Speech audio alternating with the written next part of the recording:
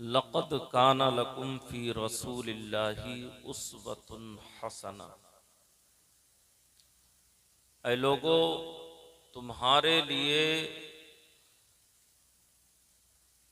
प्यारे आका सल्लल्लाहु तआला अलैहि वसल्लम की जिंदगी एक बेहतरीन नमूने अमल है। सरकार की जिंदगी हमारे लिए एक बेहतरीन आइडियल है, एक बेहतरीन रहबर है, एक बेहतरीन रहनुमा है, एक बेहतरीन कायद है और ऐसी कायद है, ऐसी रहबर है कि जिसकी रहबरी में हम अपनी जिंदगी को खूबसूरत और आसानी के साथ बसर कर सकते हैं।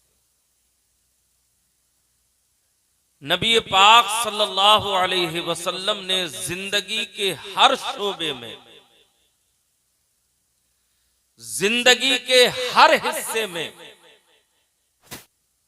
हमें जैसी जरूरत पड़ती गई, मेरे आकाए करीम अलैहिस्सलाम ने हमारी मुकम्मल जिंदगी के लिए एक बेहतरीन दुस्तूर हयात और जिंदगी गुजारने का एक बेहतरीन तरीका हमको अता फरमा। हमें अपनी जिंदगी आकाए करीम अलैहिस्सलाम के तरीके के मुताबिक गुजारनी है।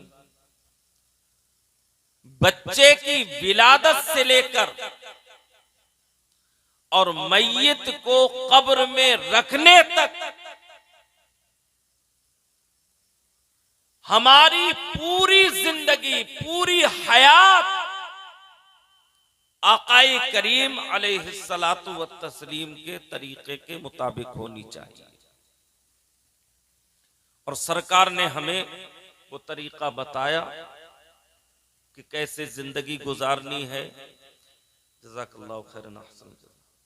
किस अंदाज में हमें जीना है, कैसे हमें अल्लाह की इबादत करनी है, कैसे शादी ब्याह करने हैं, किस अंदाज से हमें खाना है, किस अंदाज से हमें पीना है, कैसे हमें अपने बच्चों को बेहतरीन सलीका सिखाना है, किस अंदाज से हमें अपने घर का माहौल सही करना है, अपने बिगड़े हुए मुआशरे को कैसे सुधारना है। ये सारी बातें आकाई करीम अलैहिस्सलाम ने हमको अता फरमाई और बताया। अगर हम सरकार की सीरत के मुताबिक अमल ना करें तो यकीनन हमारे लिए नुकसान है और खसारा है, और हमारी जिंदगियों के लिए इससे ज्यादा बुरा दिन कोई नहीं हो सकता जब हम आकाए करीम अलैहिस्सलाम की सुन्नतों को छोड़कर हम उस रास्ते को इख्तियार करें जो रास्ता के अल्लाह और उसके रसूल का नहीं।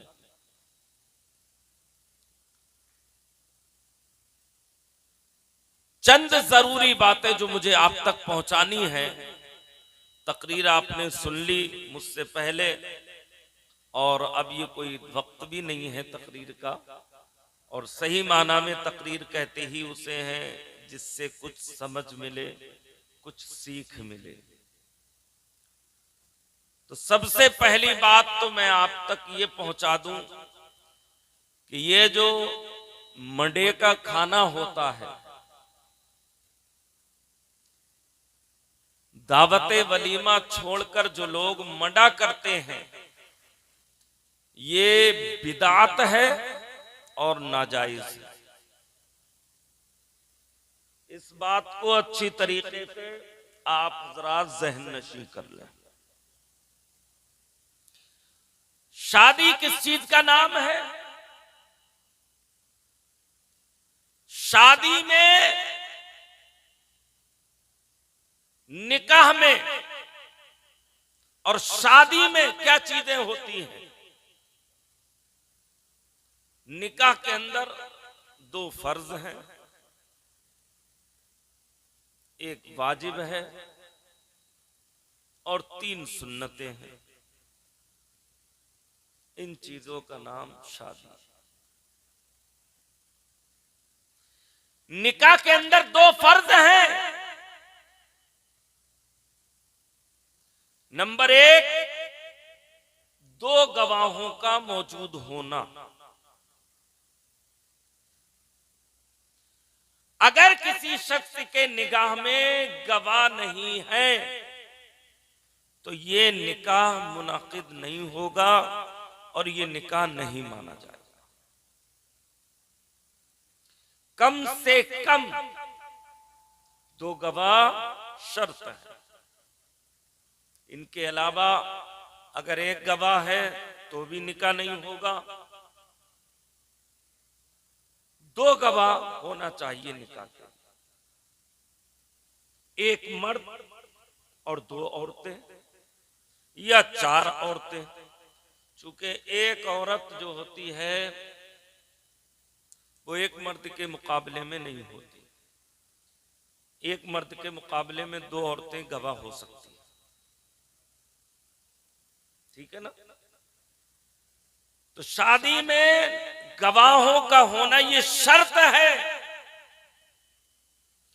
बगैर गवाह के निकाह नहीं हो सकता। और दूसरी चीज, मियां बीबी का ईजाबो कबूल करना, इकरार करना, इस बात को तस्लीम करना, मानना और कबूल करना कि आप मेरे शौहर हैं। इस बात के लिए मैं आपको कबूल करती हूं और मैं आपकी बीबी हूं, ये आप कबूल करते हैं। तो ये दो चीजें निकाह में जो हैं वो शर्त है। वो लोग इस बात का खूब ख्याल रखें जो इधर उधर सीधी सादी लड़कियों को ले जाकर बहलाकर फुसलाकर किसी दाढ़ी वाले टोपी वाले जिसको वो मौलवी समझते होंगे उनको ले जाकर उनसे निकाह पढ़वा लेते हैं और कहते हैं कि हमने निकाह कर लिया है, अब हमें कबूल कर लो। तो उनका निकाह नहीं होगा। मेरी बात समझ रहे हैं आप? किधर कर रहा हूं? जो लड़के लड़कियां भागकर शादी करते हैं, निकाह करते हैं और वो कहीं भी जाके किसी भी दाढ़ी वाले को देखकर उससे निकाह पढ़वा लेते हैं तो उनका निकाह नहीं होता।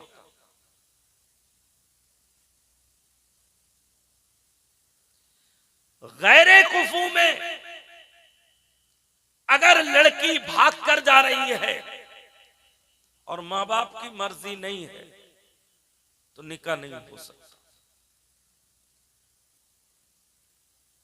इसलिए निकाह के लिए दो गवाहों का होना शर्त, ईजाब व कबूल का होना ये शर्त है। ये हो गए निकाह के दो फर्ज। एक होता है वाजिब, और वो वाजिब क्या है? तो कहते हैं निकाह में महर अदा करना वाजिब। मतलब मैं ये बताना चाह रहा हूं आपको, शादी कितनी आसान चीज है जिसको हमने इतना मुश्किल बना दिया है जिसका कोई ठिकाना नहीं। दो फर्ज हो गए, एक वाजिब हो गया। अल्लाह कुरान करीम में इरशाद फरमाता है, वातुन निसा सदुकातिहिन्ना निहला। ऐ लोगो, तुम अपनी बीवियों के महरों को अदा कर।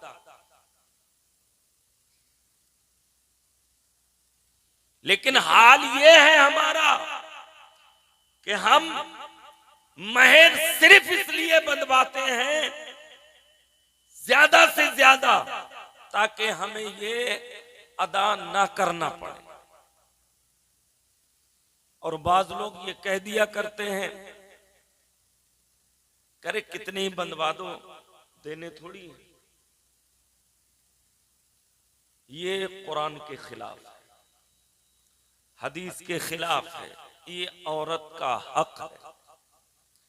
जो लोग अगर औरत का हक अदा नहीं करेंगे, उनका महर अदा नहीं करेंगे, कल क़यामत के दिन अल्लाह की बारगाह में उनसे बाज पुरस की जाएगी और इस ताल्लुक से सवाल किया जाएगा कि तुमने इसका हक महर अदा क्यों नहीं किया। अच्छा, बाज लोग क्या करते हैं? बाज लोगों के हालात ये हैं कि वो जाने के बाद सबसे पहले अपनी बीवी से महरी माफ करवाते कि मेरे महर माफ कर दे। हमारे एक दोस्त थे, वो भी, उनकी शादी हुई, मैं भी शरीक था उसमें। वो भी गए अपनी बीवी के पास और महर के बजाय वो इतने घबराए हुए थे, चूंकि पहला दिन होता है, घबराहट तो होती है, तो बजाय महर माफ कराने के वो कह रहे थे मेरे गुनाह माफ कर दे। गुनाह माफ करा रहे थे, कोई बात नहीं, इंसान से गलतियां होती रहती हैं। बहरहाल, तो बताने का मकसद ये है कि वहां जाने के बाद महर 3 तरीके का होता है। ये बात जहन में बिठा लेना, कभी धोखा नहीं खाओगे। एक महरे मुअज्जल कहलाता है और एक महरे मुअज्जल कहलाता है और एक महरे मुतलक होता है। महरे मुअज्जल का मतलब होता है नकद। आपने नकद महर बांधे और वो आपने हाथ की हाथ अदा कर दिए। वो चाहे आपने काजी के हाथ में दिए या दुल्हन के हाथ में दिए या दुल्हन के वालिद के हाथ में दिए आपने, वो महरे मुअज्जल कहलाते हैं, नकद महर। एक महर होता है मुअज्जल, जिसे उधार कहते हैं हम।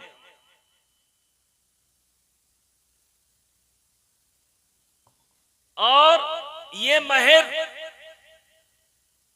जो मुअज्जल है, उधार वाला जो महर है, अब इस उधार की एक मुद्दत है।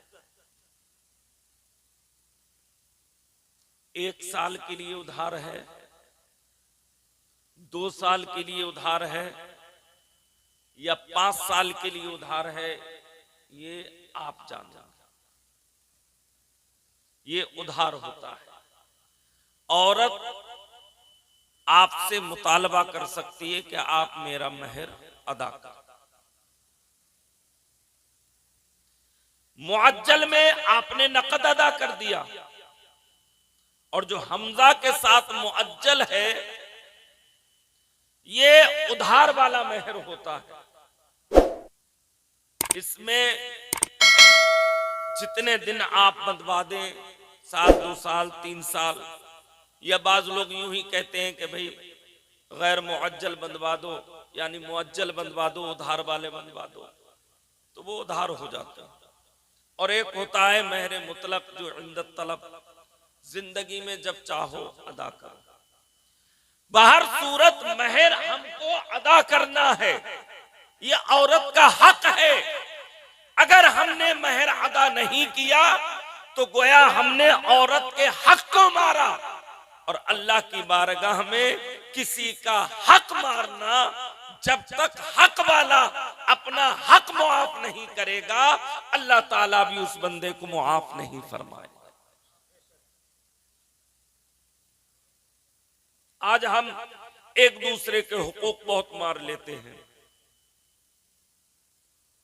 हमने किसी को गाली दे दी, हमने किसी के 10 रुपये मार लिए, हमने किसी का माल चुरा लिया, हमने किसी का सामान उठा लिया, हम जंगल में गए, किसी के अमरूद तोड़ लिए, किसी की ईख से गन्ने उखाड़ लिए, हमने किसी के फसल काट ली, और हम इन छोटी छोटी बातों को इग्नोर करते रहते हैं कि ये कोई बात नहीं, ऐसा हो गया। हम तवज्जो नहीं देते ना, हम इसको गुनाह समझते हैं। अल्लाह अकबर कबीरा।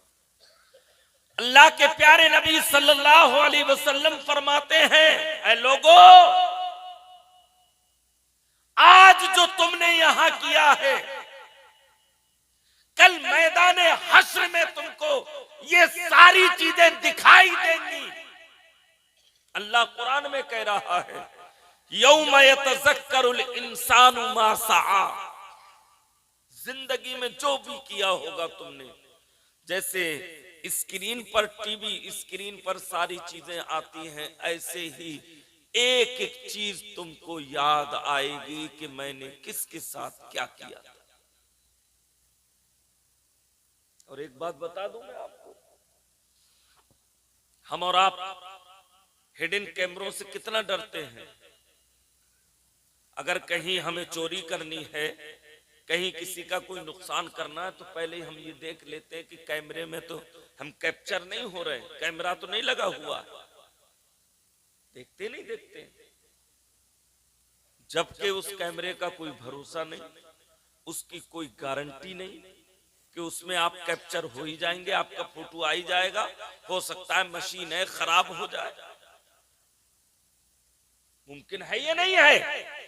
लेकिन अल्लाह कुरान में कह रहा है, इन्नल्लाह बसीरुम बिल इबाद। अल्लाह अपने बंदों को देख रहा है कि वो क्या अमल करते हैं। अल्लाह की निगाह से कोई बंदा छुपा हुआ नहीं है, ना अल्लाह की निगाह से कोई इंसान बच सकता है। जब हमारे दिलों में कैमरे का इतना खौफ है, अल्लाह का खौफ क्यों नहीं? जबकि अल्लाह देख रहा है, अल्लाह से कोई चीज पोशीदा नहीं है। तो अगर हमने किसी का हक मारा है, तो कल कयामत में जब मैदान हश्र कायम होगा और अमाल हमारे सामने होंगे, तो हमें दूसरे का हक देना पड़ेगा। और वो कैसे देना पड़ेगा वो सुन लें आप। एक हदीस मैंने पढ़ी, अल्लाह के नबी सल्लल्लाहु अलैहि वसल्लम ने फरमाया, एक शख्स को फरिश्ते जहन्नम में ले जा रहे होंगे। मैंने आपसे जो वादा किया था उसके मुताबिक काफी टाइम हो चुका है, और थोड़ी देर और मुझसे कुछ बातें सुन लें, बस उसके बाद बात खत्म करता हूं। अल्लाह के नबी सल्लल्लाहु अलैहि वसल्लम ने फरमाया, एक शख्स को फरिश्ते घसीट कर ले जा रहे होंगे। अल्लाह उसको रोकेगा, इसे दोबारा लेके आओ। अल्लाह फरमाएगा, बता तेरा किसी के ऊपर कोई हक तो नहीं है, इसलिए कि आज अदल होगा, इंसाफ होगा। जिन जानवरों ने, जिनके सींग थे दुनिया में, बगैर सींग वाले को मारा होगा, तो अल्लाह मैदान हश्र में उसको सींग देगा और इसके सींग छीन लेगा और फिर कहेगा कि तू आज अपना बदला पूरा कर। कि वहां अदल होगा, इंसाफ होगा, उस दिन कोई नाइंसाफी नहीं होगी, हर एक का हक दिया जाएगा। अल्लाह फरमाएगा, तेरा किसी पर कोई हक है? वो कहेगा, हां परवरदिगार, मैं पेशे से कसाई हुई, फला शख्स मेरी दुकान पर आया, उसने मेरे गोश्त के टुकड़े को छुआ, उस पर उंगलियां बन गई, और उन उंगलियों के बनने की वजह से वो मेरा गोश्त का टुकड़ा नहीं बिका और वो मेरा माल बर्बाद हो गया। मेरे रब, मेरा हक उसके ऊपर ये है। दिलवा अल्लाह उस इंसान को बुलाएगा, कहेगा कि ये जो बात कह रहा है ये सच है? वो कहेगा, हाँ मौला सच है। कहा इसका बदला दे। कहा मैं क्या बदला दूंगा इसका? अल्लाह, मेरे पास तो कुछ नहीं है। तो अल्लाह फरमाएगा, जब तक ये बंदा तुझे मुआफ नहीं करेगा, मैं तुझे मुआफ नहीं करूंगा। या तो तू इसका बदला दे या फिर ये बंदा मुआफ कर दे। अल्लाह कहेगा, उससे क्या तू मुआफ करता है? वो कस्साब कहता है, नहीं मैंने मुआफ नहीं किया। तो अल्लाह उस इंसान की सारी नेकियां ले लेगा और इस कस्साब को दे देगा। फिर अल्लाह फरमाएगा कि तूने इसे मुआफ कर दिया? वो कहेगा, नहीं मौला मैंने मुआफ नहीं किया। फिर अल्लाह इस कस्साब के सारे गुनाह उसको दे देगा। अब उसके पास सारे गुनाह हो गए और इसके पास सारी नेकियां। अल्लाह फिर कहेगा क्या तूने मुआफ कर दिया इसको? वो कहेगा मौला मैंने फिर भी इसे मुआफ नहीं किया। तो हदीस शरीफ में आता है, चूंकि अल्लाह के नबी की हदीस है, जो कलमा पढ़ेगा वो जन्नत में जाएगा, चाहे कितना ही गुनहगार क्यों ना हो। सच्चे दिल से कलमा अगर पढ़ लिया है तो वो जन्नती है, चाहे उसने जिंदगी में कितने ही गुनाह क्यों ना किए हों। बस शर्त यह है कि सच्चे दिल के साथ कलमा पढ़ा हो। हाँ, जो गुनाह उसने जिंदगी में किए हैं उनकी सजा पाएगा, फिर जन्नत में जाएगा। तो अल्लाह ताला अपने फरिश्तों को हुक्म देगा कि मेरे फरिश्तों जाओ जन्नत से एक महल तामीर करके लाओ। वो महल तामीर करके लाएंगे, मैदान हश्र में उसे रख दिया जाएगा। अल्लाह ताला फरमाएगा कोई है जो इसको खरीदे? सब कहेंगे मौला हर एक की तमन्ना और ख्वाहिश है खरीदने की, मगर हमारे पास माल कहाँ है? तो अल्लाह फरमाएगा इसकी कीमत है। इसकी कीमत ये है कि अगर कोई मोमिन अपने दूसरे मोमिन भाई के हक को मुआफ कर देगा तो अल्लाह इसे ये महल अता फरमा देगा। जैसे ही उस कसाई ने इतना सुना, वो कहता है परवरदिगार मैंने इसे मुआफ कर दिया है, ये महल मुझको अता फरमा दे। तो जब तक वो बंदा मुआफ नहीं करेगा अल्लाह भी मुआफ नहीं फरमाएगा।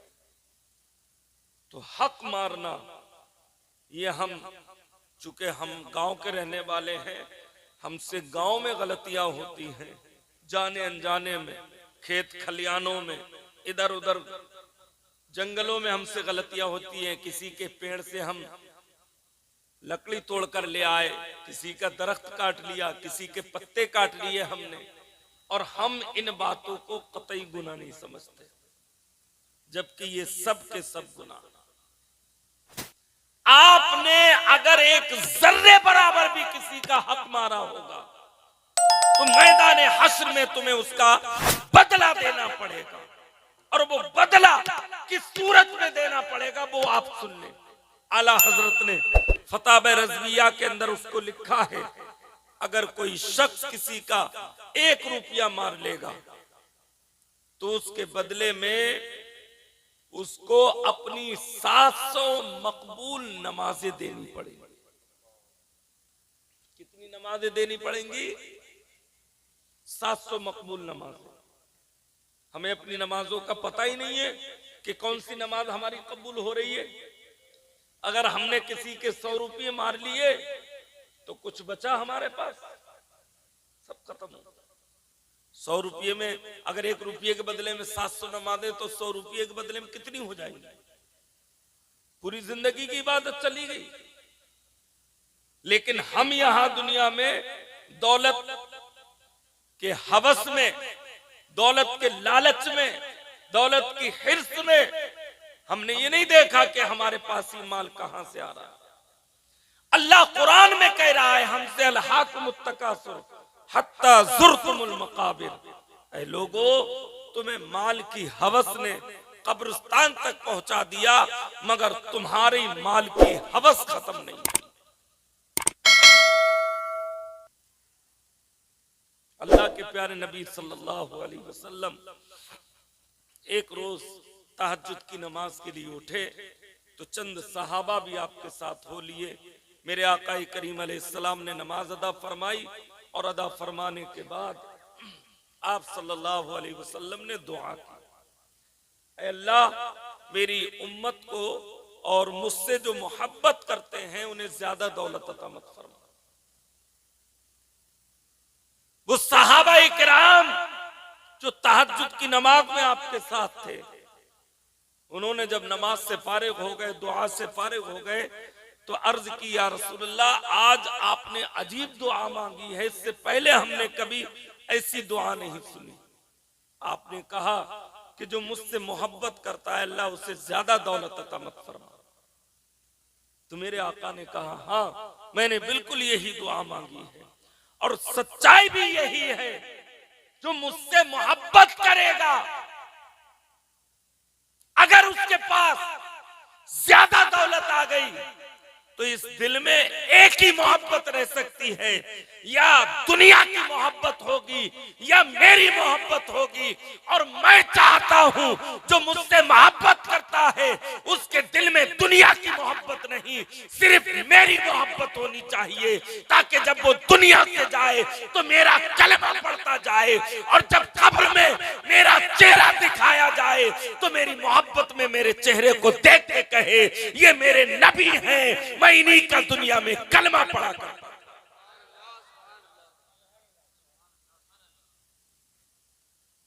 तो अल्लाह के नबी सल्लल्लाहु अलैहि वसल्लम ने ये दुआ फरमाई है कि जो मुझसे ज्यादा मोहब्बत करता है उसे ज्यादा दौलत अता मत फरमा।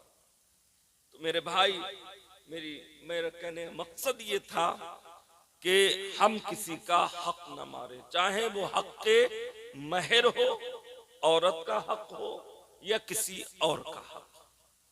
तो महर अदा करना हमारे ऊपर क्या है? वाजिब है। दो शर्तें हो गई, दो गवाह हो गए, ईजाब कबूल हो गया, और एक वाजिब था निकाह में वो हक के महर। तीन सुन्नतें।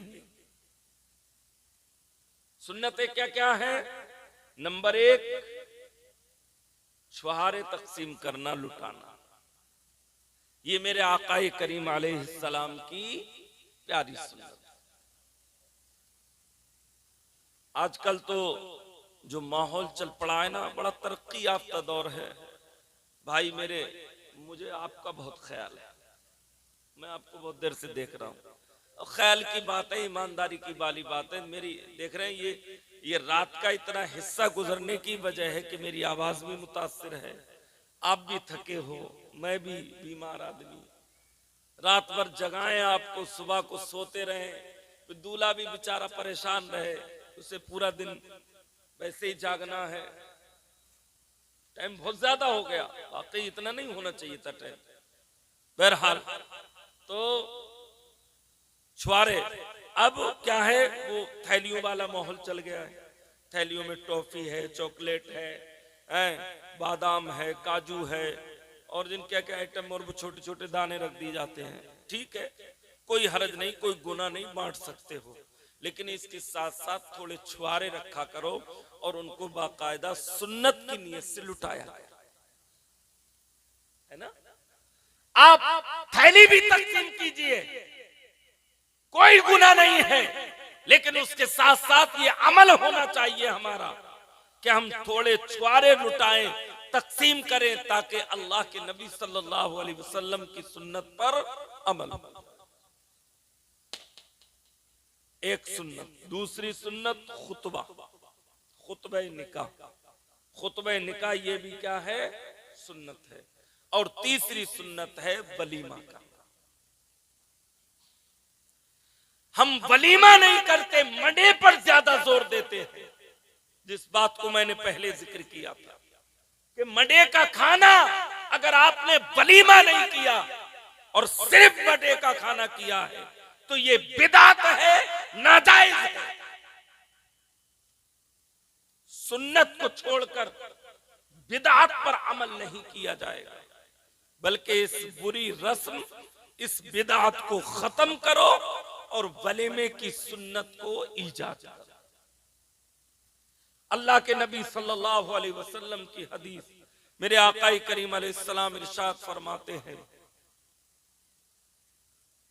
जिस शख्स ने मेरी सुन्नत पर अमल किया और उस सुन्नत को जिंदा किया जबकि लोग उस सुन्नत से रूगर्दानी कर रहे हों, तो ऐसे शख्स को अल्लाह ताला 100 शहीदों का सवाब अता फरमाए।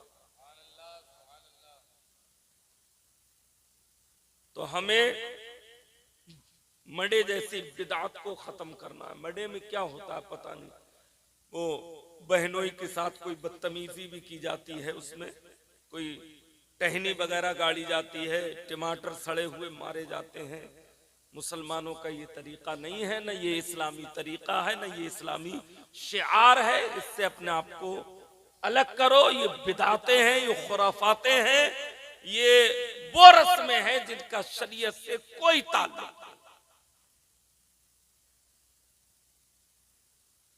तो इन चीजों का नाम निकाह है और इन्हीं चीजों का नाम शादी है। हमने न जाने कितनी रस्में इजाद कर रखी हैं और न जाने कितनी बिदातें खुराफातें हमने इजाद की हैं, और जिनमें बहुत सारा गुनाह है, कुछ तो हराम है, लेकिन इंसान नहीं मानता। मर्द के लिए मेहंदी लगाना हराम, दूल्हा लगाता है। मर्द के लिए वो कंगना बांधना जिसमें एक छोटा सा चाकू होता है, वो बाज लोग चांदी का बांधते हैं, बाज लोग वो घर की माएं बहनें बांध दिया करती हैं, ये भी नाजायज है। सलामी, गैर महरम औरतों के सामने जाना दूल्हा का, और फिर उनके सामने रोबोट की तरह उससे कोई मतलब नहीं, कौन है क्या है, उसे तो रुमाल पकड़ा दिया कि तुझे हाथ ऐसे चलाते रहना बस। शरीयत ने नाजायज कहा है इसको। गैर महरम औरत के सामने किसी मर्द का जाना जायज नहीं, और न किसी औरत का गैर महरम मर्द के सामने जाना जायज। अगर हम जाते,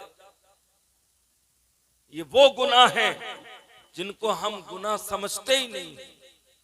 ऐ काश इनको हम गुनाह समझते, इन बुराइयों से अपने आप को बचाते। और गले में नोटों के हार डालना, जिसको हम अपनी फैशन समझते हैं, जिसे हम अपना शैबा समझते हैं, अल्लाह के नबी सल्लल्लाहु अलैहि वसल्लम ने तस्वीर वाली किसी चीज को अपने गले में डालने का हुक्म नहीं दिया है। हर तस्वीर वाली चीज से अपने आप को अल्लाह के नबी ने बचाया है और बचने का हुक्म दिया।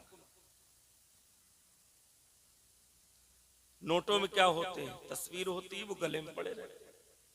निकाह के टाइम इमाम साहब कहते हैं कि इनको उतार दो, ये क्या बात हो गई। फिर निकाह के बाद डाल लेता है। भाई हराम तो हराम है, गलत तो गलत है, जो चीज गलत है वो गलत है। तो ये बातें गलत हैं, इनसे अपने आप को बचाओ। हमारा दीन से कोई ताल्लुक नहीं, ना इन चीजों का कोई दीन से लेना देना है। आप और हम अल्लाह और उसके रसूल से मोहब्बत करते हैं, और उन्हीं के तरीके को हमें फॉलो करना चाहिए, उन्हीं का तरीका अपनाना चाहिए। चाहे वो शादी हो या घर का कोई प्रोग्राम हो या जिंदगी के शोबे में किसी हिस्से में भी कोई भी काम हो, हमें अल्लाह के नबी के तरीके के मुताबिक करना चाहिए। तो मुझको उम्मीद है कि अगर हमने ये महफिल सजाई है तो इन रस्मों से क्या आप अपने आप को बचाएंगे? जल्दी से वादा करो। आयतुल मुनाफिकी सलास, अल्लाह के नबी ने फरमाया मुनाफिक की 3 निशानियां। जब वो वादा करे तो वादा खिलाफी करे। वादा खिलाफी करने वाला कौन? मुनाफिक।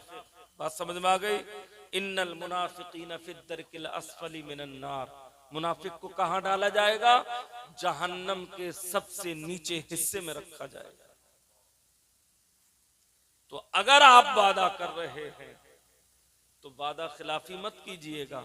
आप पक्का वादा करें कि हम इन चीजों से अपने आप को दूर रखेंगे, और इंशाअल्लाह हम नबी से मोहब्बत करते हैं तो नबी की मोहब्बत में हम अपने आप को इन चीजों से बाज रखें इंशाअल्लाह।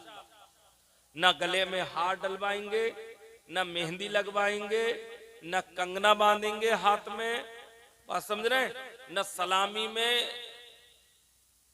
अब आप कहोगे कि हमारा नुकसान हो जाएगा। भाई नुकसान क्यों होगा? समझे नहीं? नुकसान क्यों करोगे आप अपना? नुकसान का कोई मतलब नहीं है। अगर किसी को कोई हदिया देना है, मिसाल के तौर पे मेरी शादी हुई थी, मैं अपनी शादी की बता रहा हूं, तो लोग नोटों के हार लेके गए, तो मैंने कहा ठीक है, आप नोटों का हार लिया, ये नीचे रख दीजिए। भाई आपको हदिया ही तो देना है मुझको, आप मुझसे मोहब्बत करते हो, मुझको देना है आपको, तो आप दे दीजिए। उन्होंने दे दिए, बात खत्म हो गई। ऐसे ही अगर चूंकि अपने यहाँ का माहौल दूसरा है कि हमारी घर की औरतें फला के घर की औरतों को सलामी करके आई, तो उनकी औरतें भी हमारी सलामी करने आएंगी। ये एक लेन देन चलता है, मतलब तुमने मुझे दे दिया तो मैं तुझसे लूंगी, ये चलता है। तो बहरहाल ऐसा भी मुमकिन है कि घर की औरतें इकट्ठा करके एक दफे में सास या ससुर उसके हाथ में पकड़ा दे कि ये आपके नजराना। नहीं हो सकता। गुनाह से तो बच सकते हैं, लड़का भी गुनाह से बच गया और घर की औरतें भी गुनाह से बच गई। बिलावजह गुनाह हो रहा था हमसे, तो हम कम से कम गुनाह से तो बच गए। इसी तरीके से शादी ब्याह में लोग एक की दावतें 3-3 खाने जा रहे हैं। भाई ये क्या तरीका है? अल्लाह के नबी ने इरशाद फरमाया, जो बगैर दावत के जाता है तो वो चोर बन के जाता है और डाकू बन के निकलता है। इसलिए अगर किसी के यहाँ एक की दावत है तो एक ही जाओ। पता नहीं आपके 3 के जाने से कहीं ऐसा ना हो उसकी बेइज्जती हो जाए, खाना खत्म हो जाए और फिर वो गरीब बेचारा अपनी इज्जत के उसके लाले पड़े। हमने सारी मुसीबतें खुद क्रिएट की हैं, हमने सारी मुश्किलें खुद पैदा की हैं। दीन ने तो बहुत आसानी पैदा की जिसका कोई ठिकाना नहीं। तो अल्लाह के नबी सल्लल्लाहु अलैहि वसल्लम की जिंदगी हमारे लिए क्या है? बेहतरीन नमूने अमल है। हम उस पर अमल करेंगे तो इंशाअल्लाह हमारी जिंदगी कामयाब हो जाएगी। रात भर बयान करने से कोई फायदा नहीं। नमाजें हमारे ऊपर फर्ज हैं। फजर की नमाज पढ़िएगा, वरना आपका प्रोग्राम में बैठना बेकार है। समझ रहे नहीं? अगर आप रात भर बैठे रहे, नमाज नहीं पढ़ी, तो आप गुनहगार होंगे, आपको कोई सवाब नहीं मिलेगा। इसलिए फजर की नमाज पढ़ें, अपने घर के अंदर कुरान की तिलावत करें, अपनी नमाजें दुरुस्त करें। अल्लाह ताला मुझे भी आप सबको अमल की तौफीक अता फरमाए।